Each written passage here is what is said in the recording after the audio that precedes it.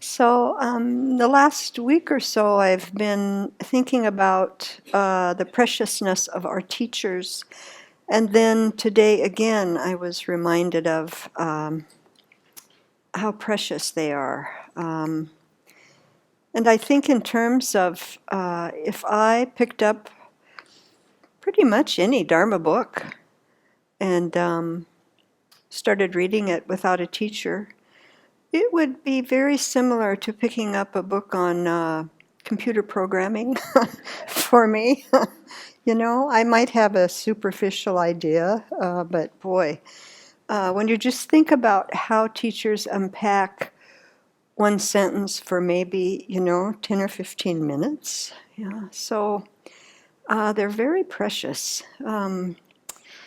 Last week, Venerable Children talked about Geshe Sopa, recalling his excellent qualities and like his attitude of great humility. And for those who don't know him, his picture is here, for those in the room, on the wall there. And it's really good to look at that picture. It's a picture of joy. And just the mention of him brought back so many memories for me. And this is helpful for me to think about the preciousness of our teachers because when I think about becoming a Buddha, that's a bit of a stretch for me where I am right now, I will say. But, and I aspire to, and I say I want to become a Buddha. Yes, I do. But it's far in the distance. But when I think about observing teachers in this life and being able to be taught by them, to observe how they maneuver through this samsaric world, then that bridges the gap for me. I have something a little more connected to, I guess, that's so very helpful. And so I wanted to talk a little bit about Geshe Sopa today. I feel very fortunate that I could meet him and observe him and learn the Dharma from him. He was extraordinary. He was born in Tibet in 1923, went to the monastery at age 9, and he trained at Sera Monastery. He was renowned, really, for his insight into emptiness, and he was one of His Holiness's debate examiners in Tibet in 1959, and that was just before he fled the Chinese occupation and went to India. And then from India, he came to the U.S. in 1962, joined the faculty of the University of Wisconsin in 1967.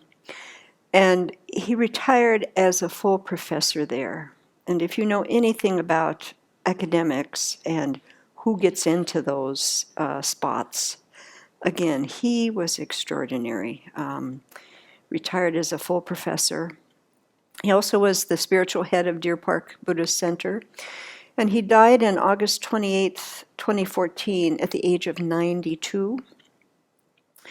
He taught in his life Geshe Jampa Tekchok, Geshe Lobsang Donyo, Geshe Lostang Sering, all who later became abbots of Sera Jey Monastery. His other students also included Lama Yeshe and Lama Zopa Rinpoche. This was an extraordinary person. He came here to the Abbey and taught in 2009. He was 87 when he came and taught. And he taught the chapter 6 on fortitude from engaging in the bodhisattva deeds. And in the first teaching, the first things that came out of his mouth, he said, "This is a very nice place here, and you all should be very happy." And then he just burst into laughing, just this joyful laughter. It just filled the room. His last teaching that visit was to remind us to be kind, compassionate, and happy. And then again, he laughed, filling the room with his joy again. It was extraordinary to watch him teach. He would close his eyes and recite a verse from memory in Tibetan, and then he would translate it into English. Sometimes he would think about another text that he wanted to bring in, and he'd sit there for a minute, and you almost could hear the card catalog rolling in his mind to find the page and find the text. Then he would grab it, then he would speak it in Tibetan, and then he would translate it into English, and then he would unpack it. He taught usually for almost 2 hours in the day. He was 87. He was an extraordinary person. In May 2014, I was in Madison, Wisconsin. I went there to fill in for a nun at a Dharma center because she went to get her Bhikshuni ordination. And while I was there, I visited Deer Park Buddhist Center to pay my respects to Geshe SOPA. And this was about 2 months before he died. And I will never forget that visit. I was shown to his room, which was above the meditation hall. He was in a hospital bed and hadn't been communicating for quite some time. Now, in my career, I was privileged in my life to be with and witness many, many people that died and were near death. And I have seen people die in many different ways, struggling, peaceful, and everything in between. But what I experienced in that room today was nothing that I had ever experienced in 35 years of working with people. The first thing was what he looked like. His skin was like a golden hue. I've never seen anything like that before in my life. It wasn't like something that was sick with the body. It wasn't that kind of skin. He was just glowing. He was glowing. And the energy in that room, it was so peaceful and so, I don't know, loving. I don't even have the words for it. I really felt like when I walked in there, I needed to get down on my knees, and I did. I made prostrations. But it was like, there is a holy being right here. That's what it was like. Was just really unbelievable. So he was living proof of the power of the Dharma. He was an example of what practicing the Dharma can produce.